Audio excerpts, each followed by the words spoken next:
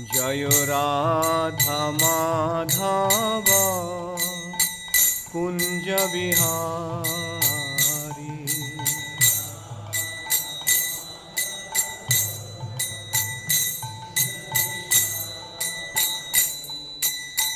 Gopijana Vallabha Girivardhari.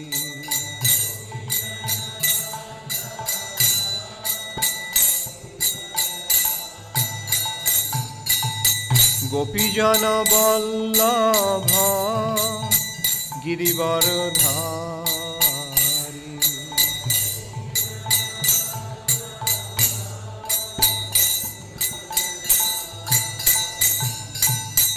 Jashodanandana Brajajana Ranjana.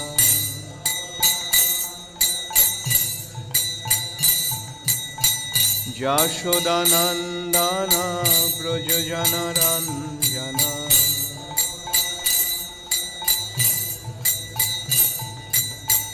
Jamuna Tira Vanachari.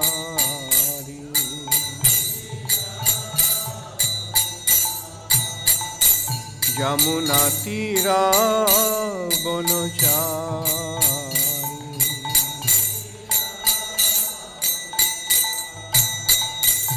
Jayo Radha Madhava Kunja Vihari.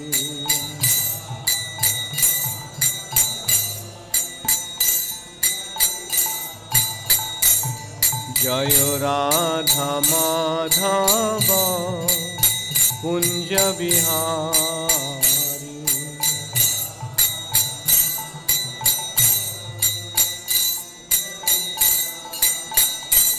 Jayo Radha Madhava Kunja Vihari.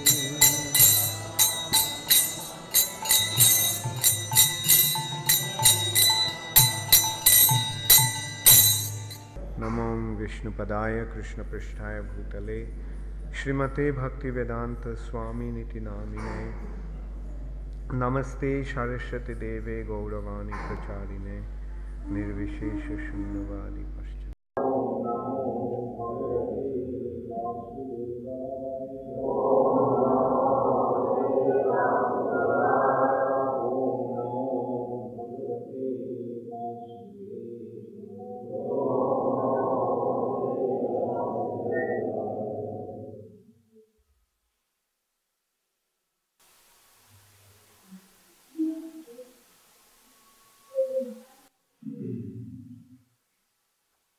So today we are going to discuss the second chapter of the first canto of Srimad Bhagavatam.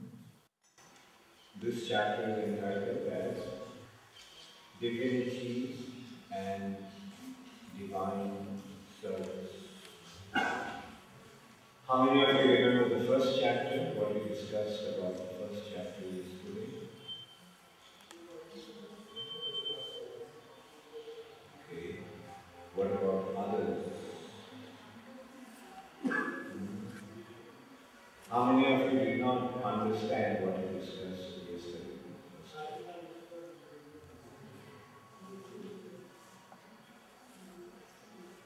So, how many of you are understanding what I'm speaking about? Anyway, so the first chapter, the beginning chapter of the first canto of Srimad Bhagavatam, is describing how Srimad Bhagavatam is the essence of the entire Vedas. It is the description of the Supreme Personality of Godhead, who is the cause of all causes. He is the cause of creation, destruction, and maintenance. He is the supreme independent personality of Godhead, completely independent Swami.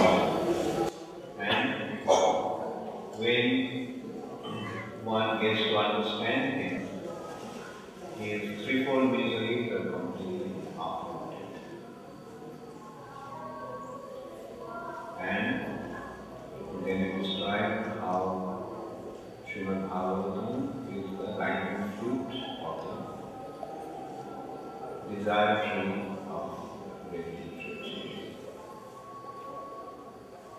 And this ripening fruit of that desired tree has been mixed with the nectar from the lotus lips of Śrīla Sūta Gosvāmī.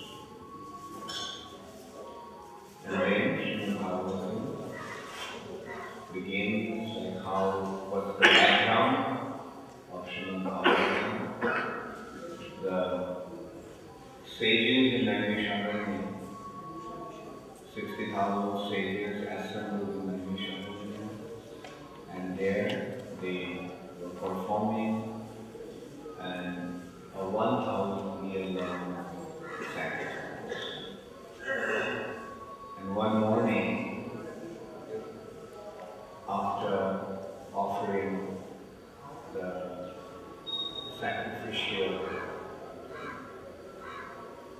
offerings, they sat together and they requested Śukadeva Gosvāmī to tell them about the ultimate benefit. What was the ultimate benefit of their life?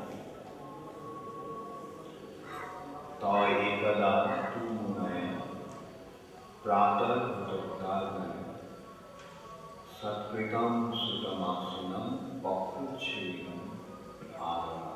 They asked him very respectfully to Śukadeva Gosvāmī, offering him the exalted seat.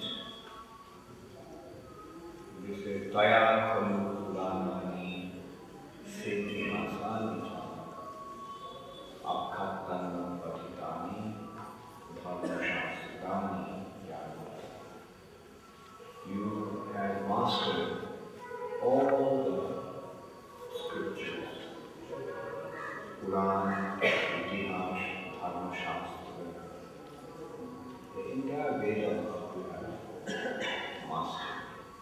Therefore, you are in a position to tell us what is the ultimate benefit for us, for all mankind, for entire mankind in this very degraded age of Kali. In the age of Kali, people are very unfortunate. Their lifespan is very short. Prayana Kali Sutra Kalavasham.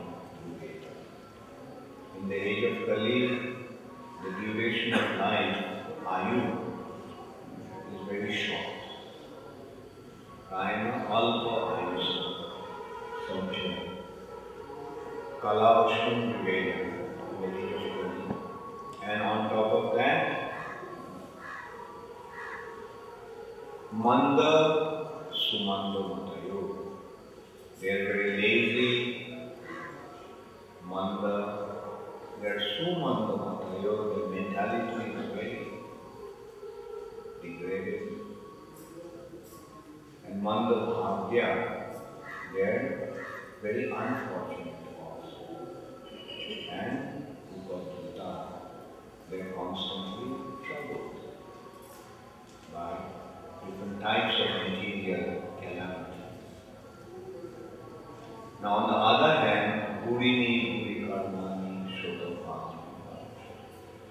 On the other hand, the Vedas are vast, Buri. And Buri Karmani, in the Vedas, various types of activities have been prescribed. And unless and until one understands that the totality of the Vedas, one won't be able to understand what is the purpose of the Vedas, what's the teaching of the Vedas.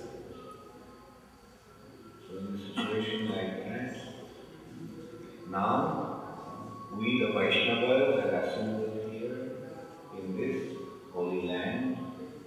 So please instructors. And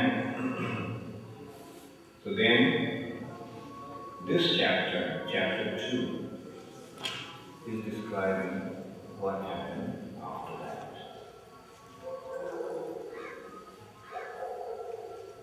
Yeah, okay. And they, one point I missed from the previous chapter, they also describe that actually the ultimate solution is the glorification of the Supreme Personality of God. His name, His form, His qualities, His constants. His name, Aparna Samshruti Mora Jannam Vyāsadeva. Why are you selecting that? Huh?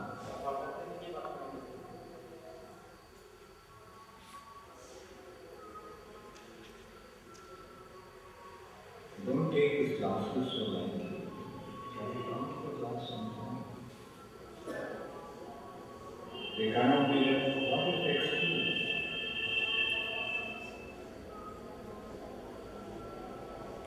And the holy name of the Lord is so powerful that even if one chants the holy name unconsciously, Jannam Ugraśravā, Tato Sarto Vimuccheta, immediately he becomes free from all his material attachments.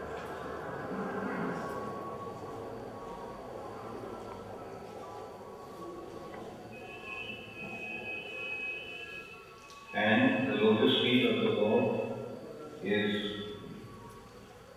so wonderful that when one takes shelter of that lotus feet of the Lord, then he can at once become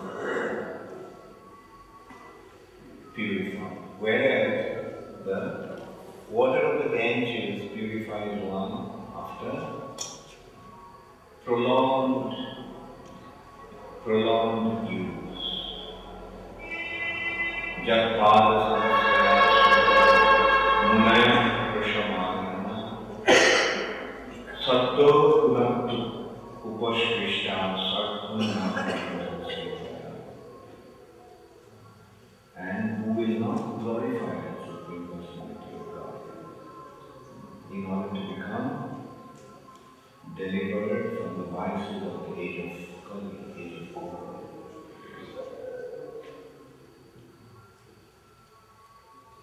And in this way, Shomakarishi, on behalf of all the saintly personalities in Naimishan, requested Sūta Gosvāmī to describe the glories of the Supreme Personality of Godhead, because the glory of the Supreme Personality of Godhead can purify one of all material contamination, especially in the age of Kali. There is no other way but to take shelter of the holy name.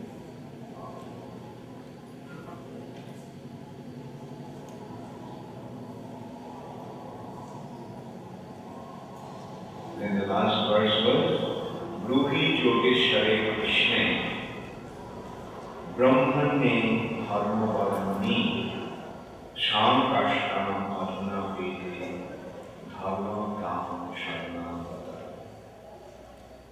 Please tell us, since Krishna, the Supreme Personality of Godhead, the Absolute Truth, Yogeshwar, the master of all mystics,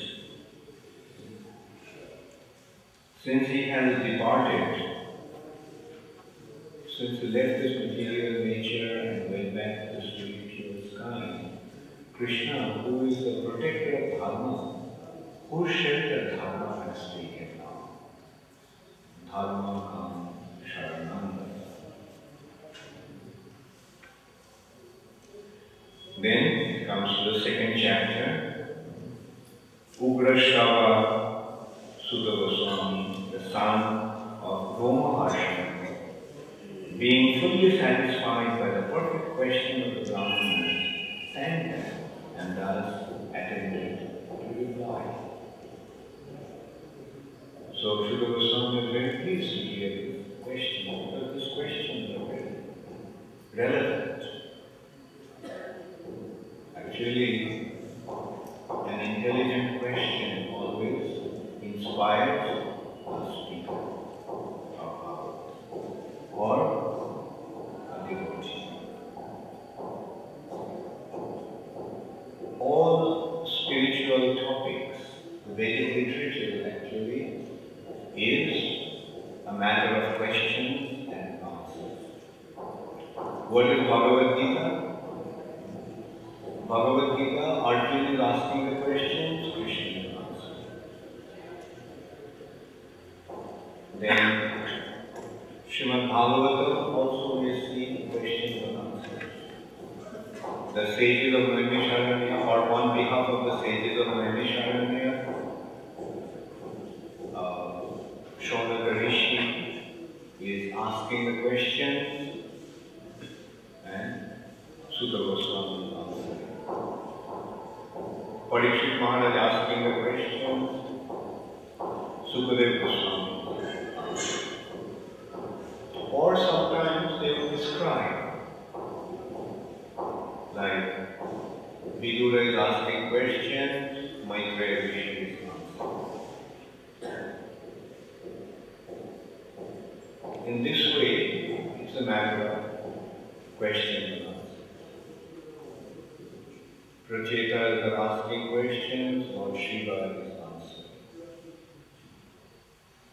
So it's a matter of question and answer. So either we describe the questions and answers asked by others and replied by others, or directly what has been asked of us, we answer. So here we are actually describing how this question-answer sessions went on. The questions and answers is the process of receiving knowledge.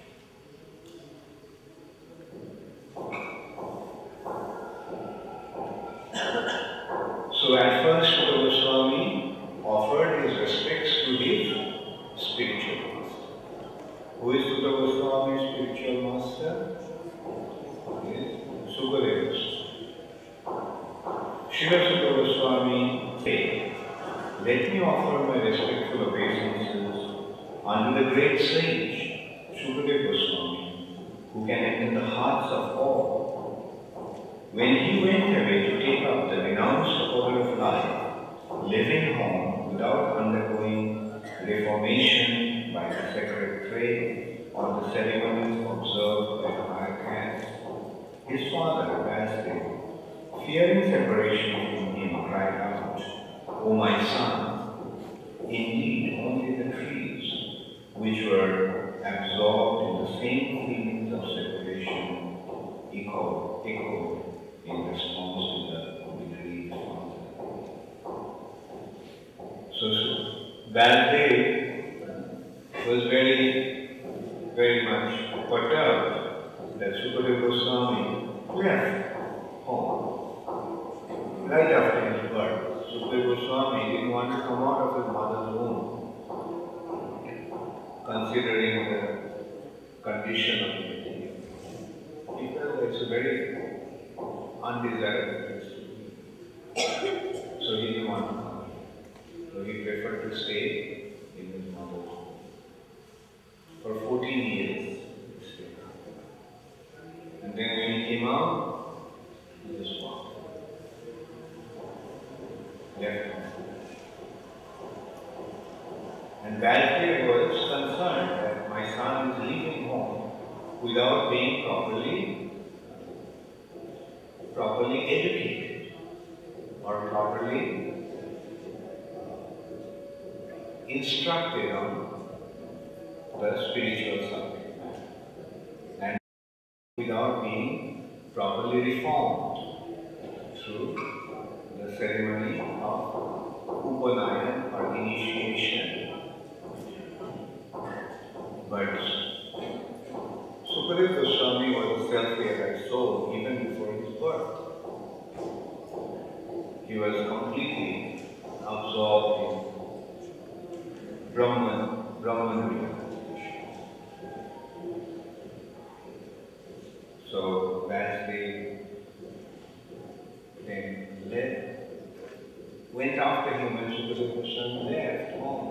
Vyāsadeva going after him, calling his son. But there was no response from Śukadeva.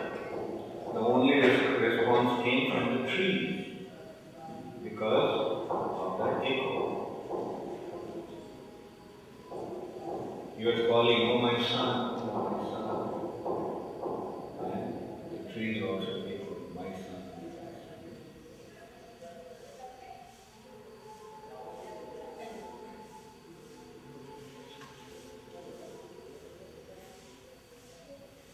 Before reciting Srimad Bhagavatam, which is the very means of conquest, one should offer respectful obeisances unto the personality of Godhead, Narayana, unto Narayana Rishi, the supreme human being, unto Mata Saraswati, the goddess of learning, and unto Śrīla Vyāsadeva, the author.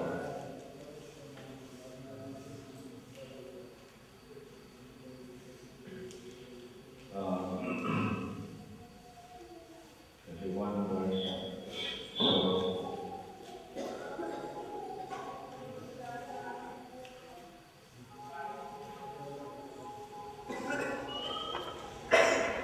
then he started to describe, "O sages, I have been justly questioned by you. Your questions are worthy because they relate to Lord Krishna and so are of relevance to the world's welfare. Only questions of this sort are capable of completely satisfying the self."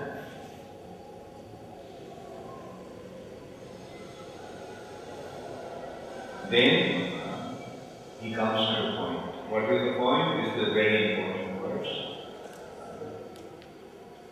What is the real dharma? What is the real purpose of religion? Sāvaikuṣāṃ pravodhāṃ yato bhakti adhokṣate ahaituki apratihata yajatmā suprashīdati. Sāvaikuṣāṃ parodharma, the supreme occupation, dharma, for all humanity is that by which men can attain to loving devotional service unto the transcendental Lord. Such devotional service must be unmotivated and uninterrupted to completely satisfy itself.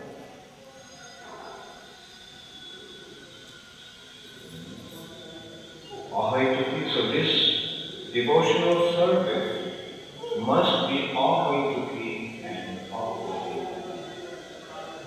Should not be motivated by any motive. Should not be motivated by any material desire. It should be ahaituki. The word ahaituki has been described as causeless. And operativata is uninterrupted. So this jato bhakti adhokṣate, the bhakti unto the Supreme Personality of God and the Transcendental Lord, should be unmotivated or unconditional and uninterrupted, constant. We should render this service to the Lord. Then only what happens? Then the heart will become completely satisfied. Then the soul will become completely satisfied. Yayatma, due to which the Atma, the self, will become Ugraśravā, will become completely satisfied. Next verse also Vāsadeve Bhagavati Bhakti Yoga Prayogita Yanaya Tashu Vairāgyam Jnanam Cha Ahimkam. By rendering devotional service unto the personality of Godhead, Sri Krishna, one immediately acquires causeless knowledge and detachment from the world. Janayati ashu vairagyam jnanam cha. So Vāsadeva Bhagavati, the devotional service unto the Supreme Personality of Godhead Vasudeva, generates detachment and absolute knowledge immediately, very quickly. So, knowledge and renunciation, jnana and vairagya, are secondary results of devotional service. One does not have to separately endeavor for renunciation and knowledge. It will automatically become manifest. In that respect, it has been described that devotional service, Bhakti Devi, has two sons. Bhakti Devi has two sons. Those two sons are Jnana and Vairagya. So wherever the mother goes, the children automatically follow. So similarly, wherever there is devotion to Krishna, Vasudeva, there is Jnana and Vairagya automatically present. So the point actually is that devotees do not have to separately endeavor for knowledge and renunciation. It will happen automatically.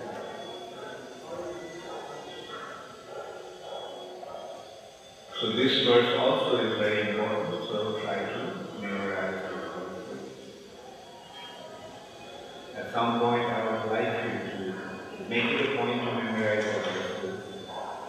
One verse. In this way you can very quickly memorize or systematically memorize chapter by chapter. When we were in New Jersey shooting for Ujjain, every morning we used to have Bhagavatam class and we used to memorize the verses. One verse a day. The children were laughing because every morning I make them memorize. How many verses do you remember now? So memorizing and then practice. You must keep on repeating other words. But if you make an effort to memorize one verse a day and then we repeat it, like, do you get any benefit? Is it helping the recitation of Srimad Bhagavatam in the morning? One chapter. We are doing it for a week now. One chapter a week. We start off with one chapter for a fortnight. So now it has come down to one chapter a week. And there will be, maybe now we can reduce it. Maybe we recite one chapter for 3 days. And then we come to one chapter a day. And then in 18 days we can read one chapter. So Vāsadeve Bhagavati Bhakti Yoga Prayogita Janaya Tashu Vairāgyam Jnanam Cha Ahimkam. Jai Shri Śukadeva ki Jai, Jai Shri Radha Mohan ki Jai, Jai Shri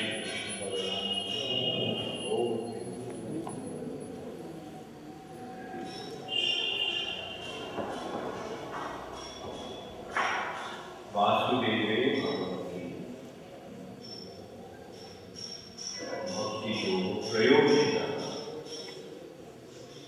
Prayojitana means apply.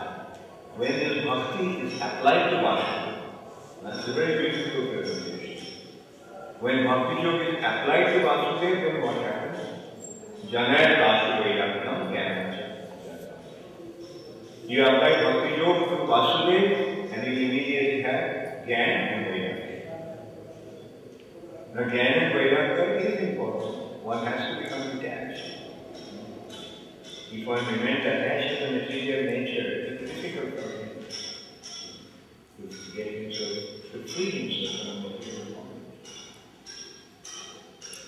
And knowledge is necessary, jnana is necessary, but it will automatically happen. How it happens? How it happens? Just as when the sun comes up, immediately there is light and heat. It was cold, yeah? The morning was very cold. But as soon as the sun comes up, it becomes warm. Nights are dark. As soon as the sun comes up, light is there. How does it happen? That is the result of the sun's light. The sun has light and heat. So as soon as the sun comes up, there is light and heat automatically.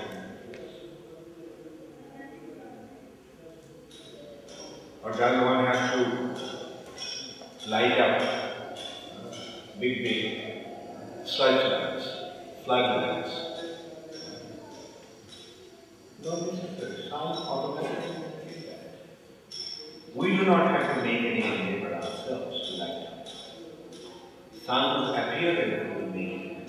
Similarly, just by applying Bhakti Yoga to Vasudeva, Jnana and Vairagya will automatically manifest. Dharmasya apavargasya nartharthaya prasate narthasya dharmaikantasya kamam labhaya vismaya. All occupational engagements are certainly meant for ultimate liberation. So dharmasya hi apavargasya. Apavarga means liberation, freedom from material. Nartho arthayukha. All the occupational engagements are meant for ultimate liberation. There was one verse before. Right. Okay. This verse also, one verse before also is very important. Dharmaṣaṇa Śrīla Sūta Gosvāmī Notpādaya yadi rati shramayeti. Dharma Swanuṣṭhita. Dharma or dharma here, or our understanding of dharma is not actually religion. Dharma is occupational duty. That is the definition of dharma. Dharma is not religion as such. There is only one religion, so there is no need to worry about it. But our occupational duties may change. Occupational duties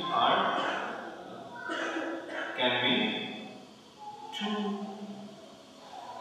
stages, can be classified in two categories. The occupational duty for the body and the occupational duty of the soul. The occupational duty of the body can change.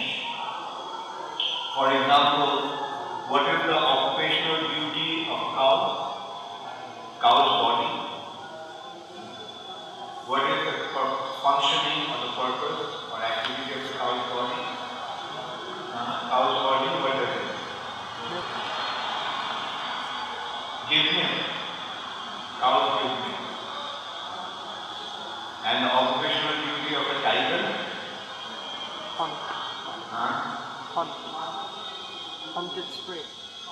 hunt its prey and eat their flesh. So occupational duty of a tiger is to kill. Lion. Occupational duty of a dog is to become man's favorite friend.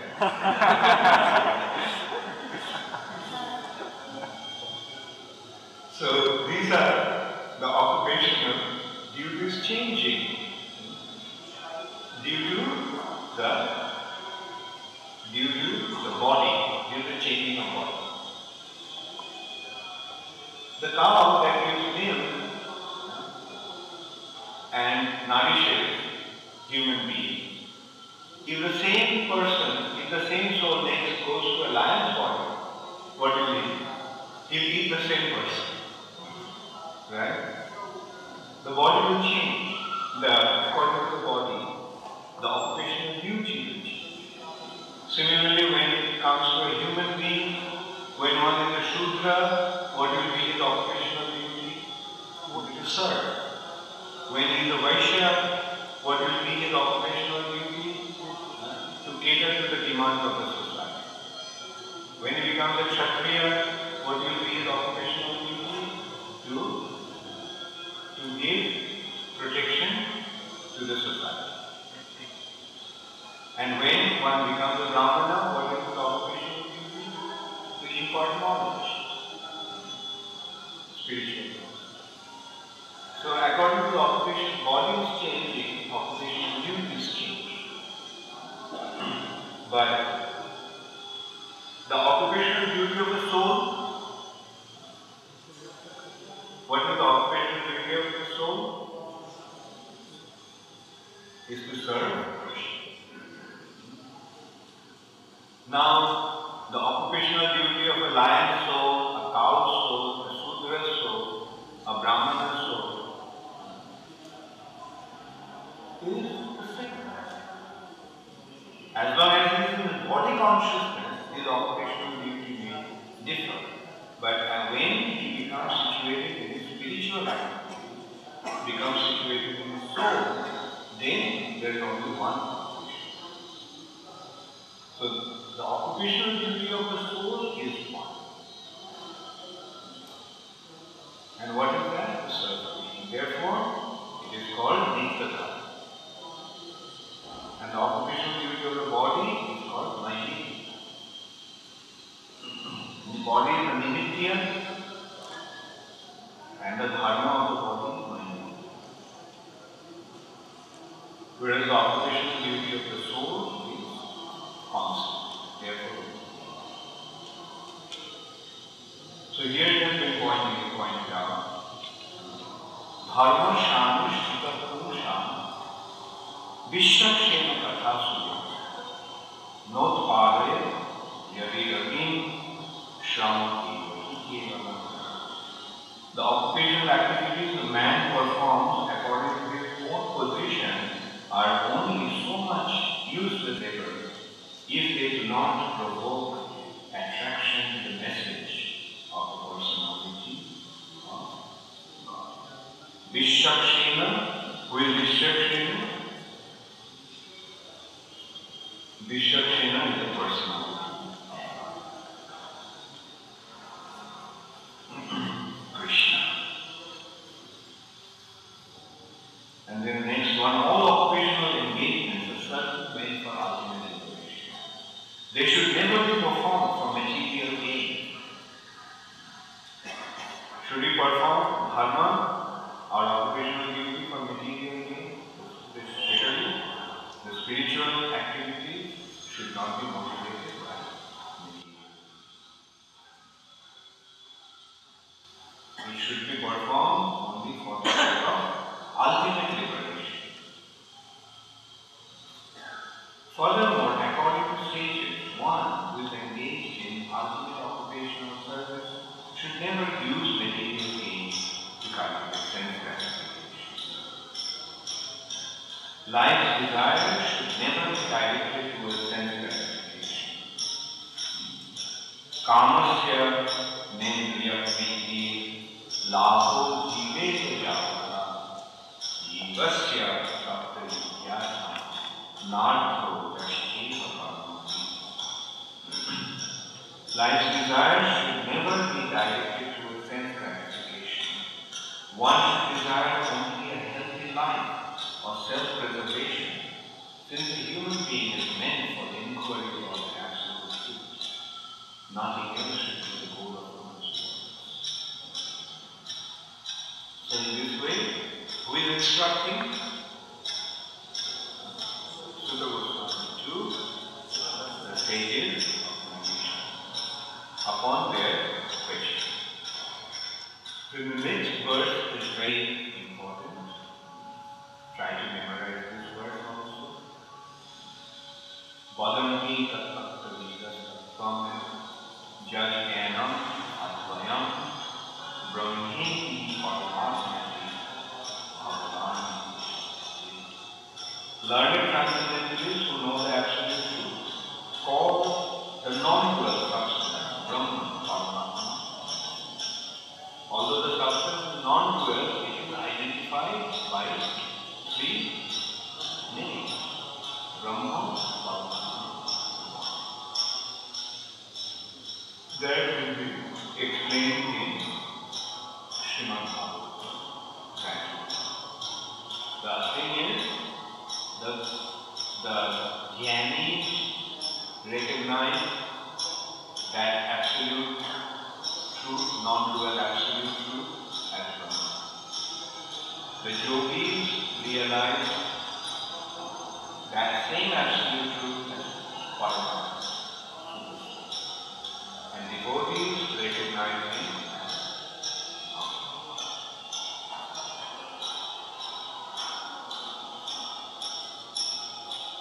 The seriously inquisitive student or sage, well equipped with knowledge and detachment, realizes that absolute truth by rendering devotional service in terms of what he has heard from Vedanta Śruti.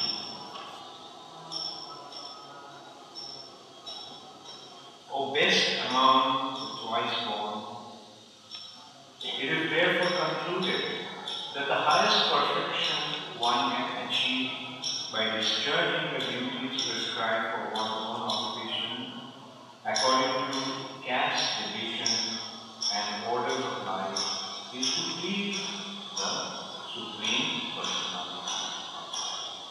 So what is the purpose of Varna and Ashram Dharma? So body Dharma is Varnashram. For human beings, especially for civilized human beings, the body Dharma is Varnashram. According to the body, human society has been divided into 4 categories. Those 4 categories are Brahmin, Kshatriya, Vaishya, Shudra, and the human life has been divided into 4 stages. Brahman, Kshatriya, Brahmachari, Grihastha, Vanaprastha, and sannyāsa. So these are 4 varnas and 4 ashram, and they are known as varnashram. So here it has been pointed out that the purpose of varnashram dharma should be only to haritoshanam, satisfying or pleasing Sri Hari, the Supreme Personality of God. Atokum hi jaskrishna varnashrama vibhava. Varna and ashrama vibhava. Division of varnas and ashram.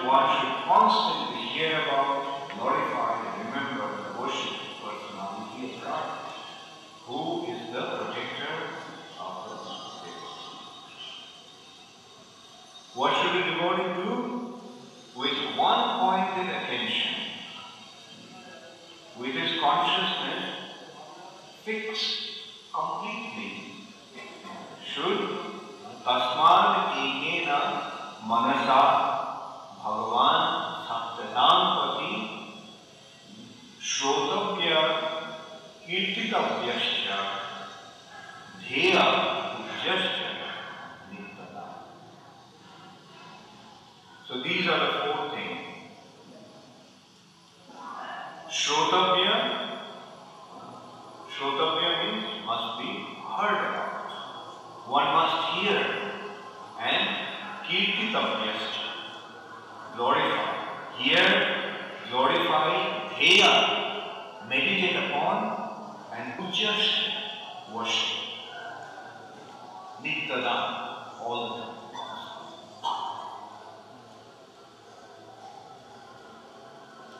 Therefore, tasmad means therefore. Tasmad ekena manasa. Ekena, eka means one. And ekena means by mind. Manasa. By the mind completely pointing into one point, one object. And what should we do? Shrotavya kirtitavyascha dheya and ujjain. To whom? Bhagavan. And who is Bhagavan? Sattatantati, the Lord of the Sun, the protector of his devotees. So this is the balancing fact. The devotee completely surrenders himself to serving the Lord. What does the Lord do? He protects himself. It is not that the devotees have to serve and then all the time worry. Oh, what will happen? What will happen to my family? Where the money will come? Where? No. One devotee doesn't have to worry. Devotee should only serve the Supreme Personality of Godhead, and since the Supreme Personality of Godhead is the protector of his devotees, he will always take care of them. Therefore, a devotee doesn't have to worry. But then the consideration is sometimes one may say, well, I am serving, at the same time, I have to take care. Yes, if you are serving 25%, then Krishna will give you 25%. If you are serving 50%, Krishna will give you 50%. But if you are serving 100%, then what will be Krishna's protection? Degree of Krishna's protection. 100%. You surrender yourself completely to Krishna, Krishna. But if you are thinking, well, I will keep something for myself and give something else to Krishna, then Krishna will say, okay. So I will also get into the same shareholding. You give 50%, I will give 50%.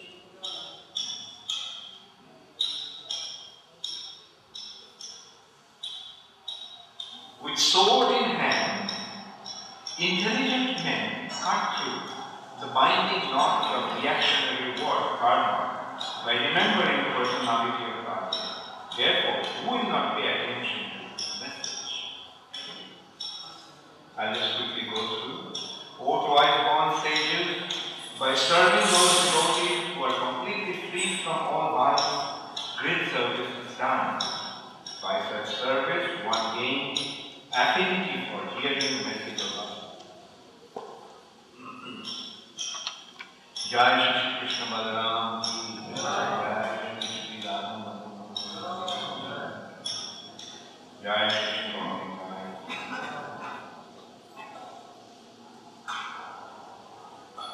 So now, as we described, the service to the devotee is very important. Now, Shrotavya kirtitavyascha dheya ujjain tada. But then also that these will be possible only when we surrender unto a devotee.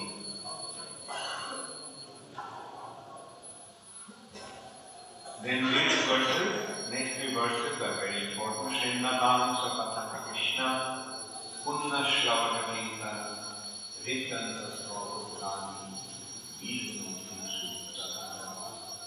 Nashtaprāyashu Abhadreshu, Nitam Bhagavata Sevaya Bhagavati Namaśriti Sadarajastama. Anyway, these verses are very beautiful verses, and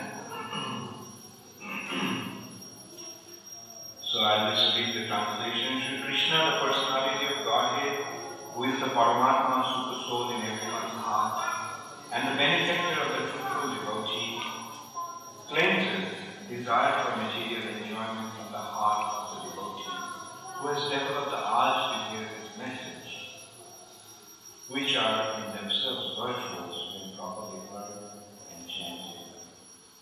Riddhanta Staupadrani Vidhunati Surit Satam.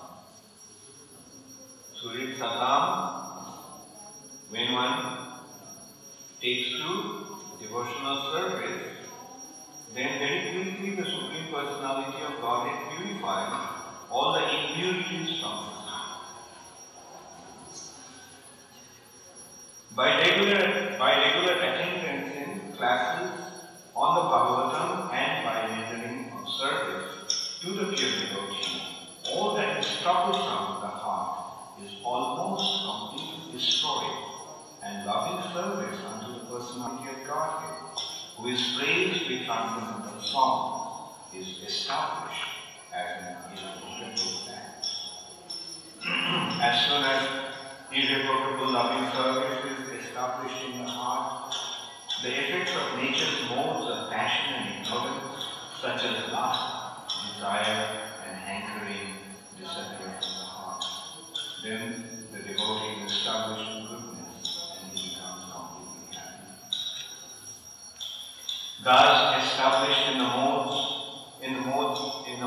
of unalloyed goodness, the man whose mind has been enlightened by contact with the devotional service to the Lord gains positive scientific knowledge of the personality of Godhead in the stage of liberation from all material accumulation. Thus the knot in the heart is pierced, and all misgivings are cut to pieces. The chain of fluid action is terminated when one sees the self as master. Certainly, therefore, since time immemorial, all transcendentalists have been rendering devotional service to Lord Krishna, the personality of Godhead, with great delight, because such devotional service is enlivening to the self. The transcendental personality of Godhead is indirectly associated with three modes of material nature, namely passion, goodness, and ignorance. And just for the material world's creation, maintenance, and destruction, he accepts the three qualitative form of Brahma, Vishnu, and Shiva. Of these three, all human beings can derive ultimate benefit from Vishnu, the form of the quality of goodness. Saptam Rajasamahiti Prakriti Gunastri Yukta Parah Purusha Eva Vyāsadeva Sittādaya Hari Virinche Hare Samya Śrīla Sūta Gosvāmī Sattvatānam Nam Shri.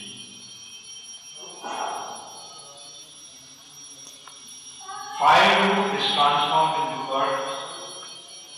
The firewood is the transformation of earth, but smoke is better than the raw wood, and fire is still better, for by fire one can derive the benefit of superior knowledge through Vedic sacrifice. Similarly, passion is better than ignorance, but goodness is best, because by goodness one can come to realize the absolute truth. Of the three modes, ignorance, passion, and goodness, passion is better than ignorance, but goodness is the best. Why? Because by goodness one can come to realize that only through the mode of goodness one can realize the absolute truth. Previously, all the great sages rendered service unto the personality of Godhead due to his existence above the three modes of material nature. They worshipped him to become free from material condition and thus derive ultimate benefit. Whoever follows such great authorities is also eligible for liberation from the material world. Those who are serious about liberation are certainly not serious, and they respect all. Yet they reject the horrible and nasty forms of the demigod and worship only the all beautiful forms of Lord Vishnu and his little devotion. So those who are desirous of liberation, they are certainly not envious. Why people become envious? They become envious because when they see that somebody has something that he needs or he wants to have, they envy. But a person who doesn't have any desire for the material things, can he become envious? No. So, those who are desirous, those who want to become free from material bondage, they naturally nominate because they have nothing to gain in this material. So why should they be envious? An example can be given that if some children think that sand they play with is very valuable. Children may think that because they are building a castle made of sand. You do that when you are young? You make a house made of sand. So when the children play with sand, to them sand is very valuable, isn't it? They may say, why you have so much sand? Give me some. He said, no, I can't give it to you. And they start fighting. I'll never speak to you. You never give me some sand. But when the children grow up, they lose interest for the sand. Then does it have any value? Will they ever fight for sand? No. Similarly, a person who has lost interest for material things, he will not fight for any material possession. It's okay. You want some sand? Okay. You want some more? Take some more. Right? So this is how he becomes free from envy, because he doesn't have any desire for possession. But although the materialistic, although the people desirous of material freedom from material bondage, they are not envious, but they are not interested in worshipping the demigod. Why? Because the result of worshipping the demigod, the purpose of worshipping the demigod is to get material benefit.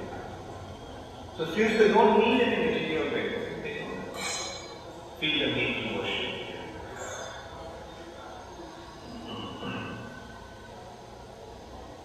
Those who are in the modes of passion and ignorance worship the forefathers, other living beings and demigods who are in charge of cosmic activity. For they are urged by the desire to be materially benefited with women, wealth, power, and progeny.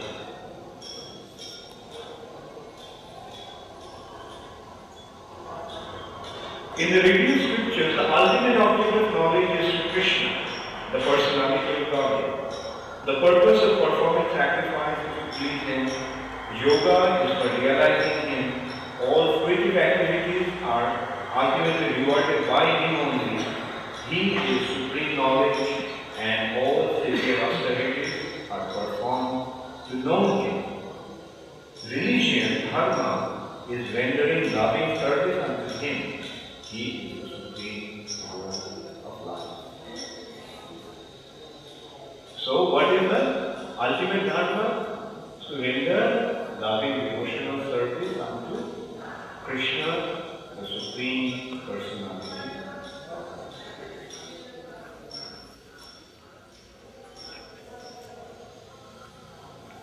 In the beginning of the material creation, that absolute personality of God, Vyāsadeva, in his transcendental position, created the energy of cause and effect by his own internal energy.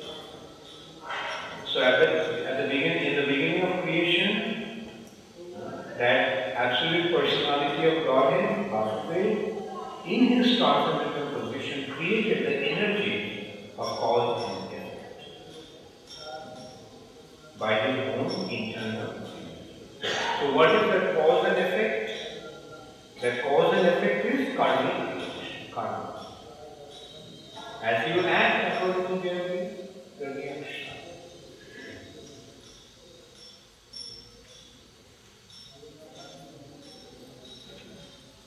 After creating the material substance, the Lord, Vyāsadeva, expands himself and enters into it.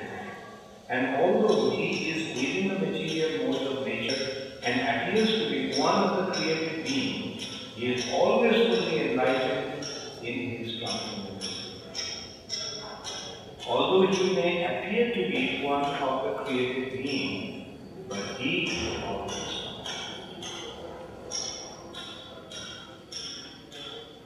the Lord as Supersoul pervades all things just as fire permeates food, and so he appears to be of many varieties, though he is the absolute one without a second. The Supersoul enters into the bodies of the created beings who are influenced by modes of material nature and causes them to enjoy the effects of these modes by the subtle mind.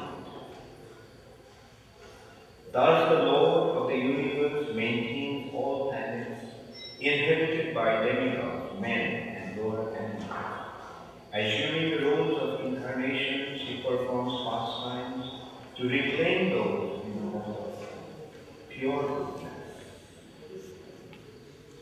So thus ends the Bhaktivedanta purport of the first canto, second chapter of the Srimad Bhagavatam, entitled Divinity and Divinity. Hare Krishna. Yes. The contamination is almost completely destroyed. Why not? This has been described actually. It is almost purified, not fully. Because this Nityam Bhagavata Sevaya can take us only to a point of certain, maybe at the most to the point of bhava. But that is our endeavor can take us only to something. But the ultimate thing will come in the form of the mercy of the Vaishnavas and Krishna. That we cannot force. So almost all it will be all the contamination will almost be purified, but not completely purified unless the understanding will receive the mercy.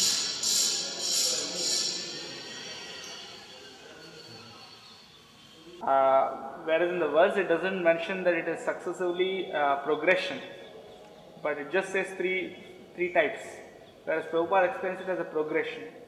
So, I mean, how did that idea? Okay. Very good point.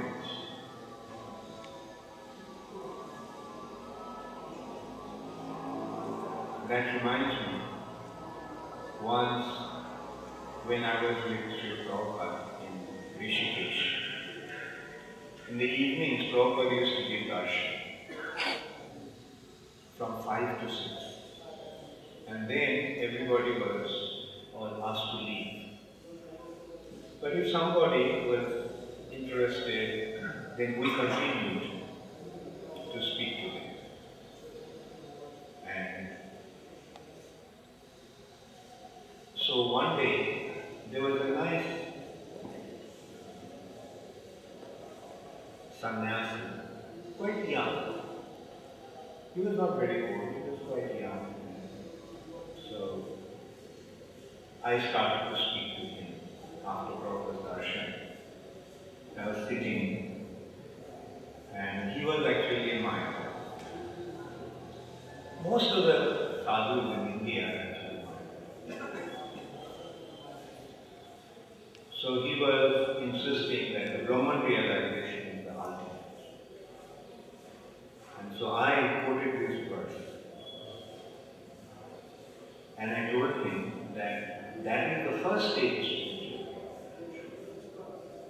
And I pointed out that it is like when we want to know the absolute truth, then we try to understand the absolute truth by means of our own. And the process is questioning, is this the absolute truth? No. Neti. And through this process of neti, if one comes to the ultimate and penetrates through the covering of Maya, then we feel the Brahman. So through the process of jnana, the thing is Brahman, realization is Brahman. But when one sees the Brahman Jyoti, his condition is like, say, a man who has been in a dark room for a long time, and all of a sudden he is exposed to the midday sun. What will happen? He'll become blind. So when one all of a sudden perceives the Brahma Jyoti, being in the darkness of the material nature, he becomes blind. So it is a kind of coming to a dead end. There's nothing to go beyond. Is this the absolute truth? Coming to find this absolute truth, I become blind. I wanted to see the absolute truth, but I became blind. So then, recognizing that this is a dead end, he then changes his course and goes the opposite direction. By the external endeavor, we came to this dead end of Brahman.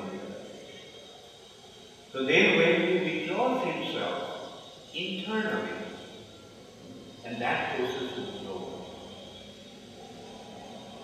And when he achieves the perfection of his yoga practice, then he sees the super soul in the heart of Paramatma. But in the light of the Paramatma, he sees himself as a Jiva. He sees Paramatma, the great Supreme Atma, and he is a mindful heart.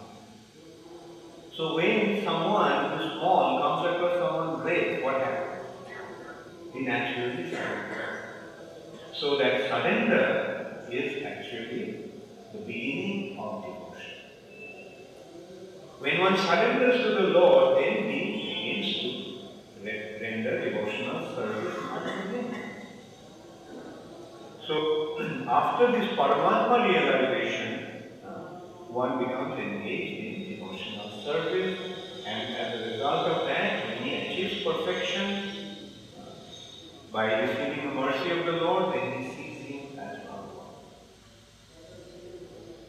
So this is the success rate, right? Gradual development. And I was recalling this incident in Rishikesh. Then that man, I don't know how much he was convinced, but I was screaming and shouting. Not screaming and shouting that way, but I was so excitedly explaining to him that my voice became quite loud. So afterwards, I went downstairs, and then Upendra Prabhu, who was Prabhu's servant, he came and told me that Prabhupada was calling me. And when I heard that Prabhupada was calling me, then it all agreed.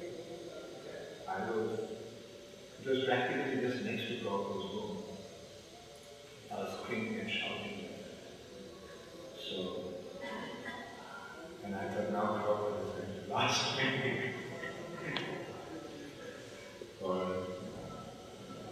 I was quite apprehensive there because I was not very pleasant with that person. Like sometimes when you become excited, you become heavy. So I was thinking that then Prabhupada, I went to Prabhupada. Then Prabhupada asked me, so what were you doing? I said, Prabhupada, I was preaching. And Prabhupada said, oh, what were you preaching? So then I decided what I say.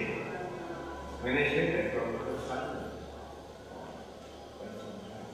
He didn't say anything. So I asked Prabhupada, did I say anything wrong? Prabhupada said, no. You spoke very nice. You preached very nice. I was only a few months in the movement at that time. Prabhupada used to be very appreciative in his heart, preaching on the basis of scripture. That's why it's important that we study the scriptures carefully, memorize the verses. Then our presentation is important. Because if you preach on the basis of the scripture, on the basis of the verse of the scriptures, then you cannot go wrong. Therefore, the system is that whenever we say something, it must be on the basis of the scripture.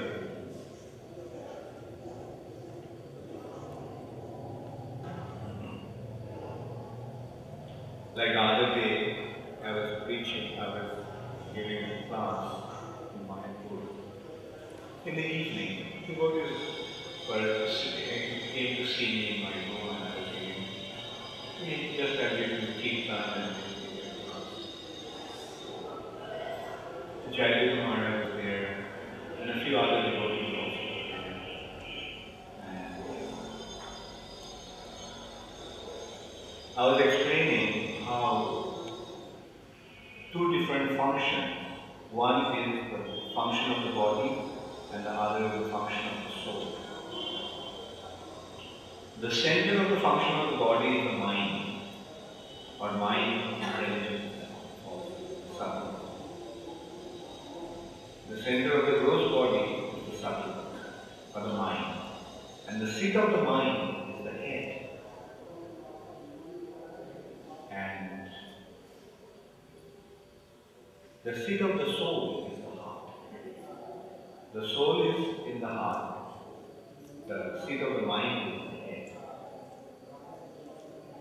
And afterwards, Śukadeva Gosvāmī was sitting and one devotee came and he asked me, like, what is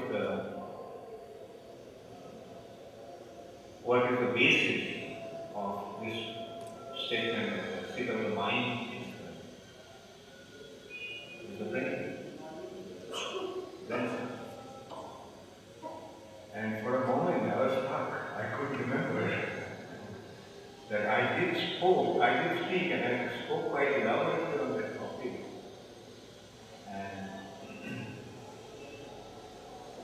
And I was giving him the basic understanding that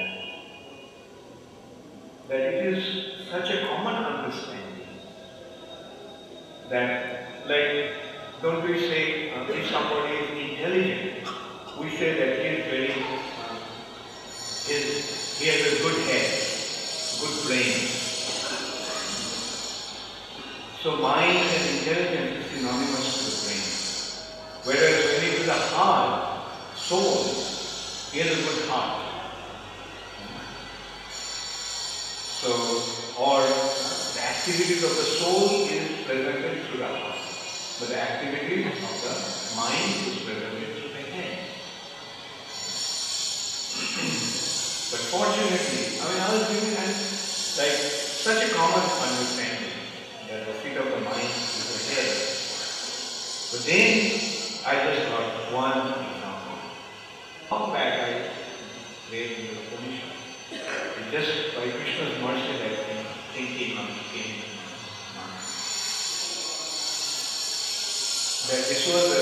discussion taking place between Jaggavalka and Gargi.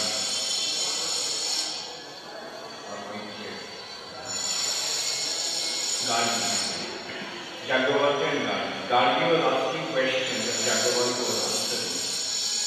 So they were questioning and question answer was going on.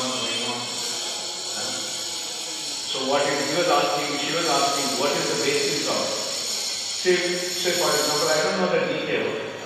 So what is the basis of creation? The basis of creation is the elements. What is the basis of, what are the elements? Earth, water, fire, what is the basis of earth? Water. What is the basis of water? Fire. Going on. And then she ultimately came to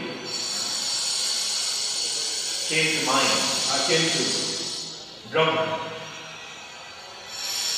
And Jaggavalka said that the basis of that is Brahman. Like for example, what is the basis of the Mahatattva from which the whole manifestation? And he says the basis of Mahatattva is Brahman. And then immediately he says, Gargi, don't ask any more questions.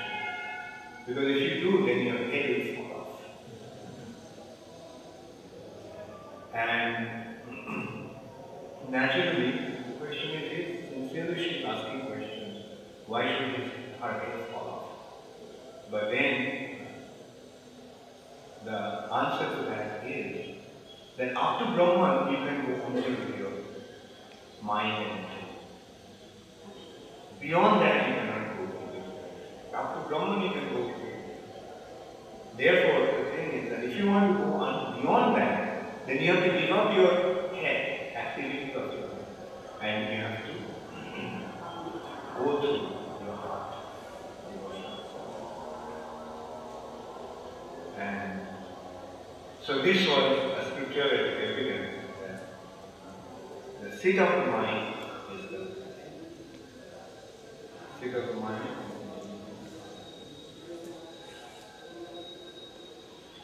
Okay, all glory to Śrīla Gosvāmī. So is it better inside or outside? The class? In the morning I was thinking that today there was some fog and it was a little chilly outside, so the sun rays didn't have been that powerful. Okay, tomorrow we will see. And also, it is so close to the road. I was thinking that if we go for a class in the morning, then outside, better inside. Okay, Chiranjeev has given his word. Go to him.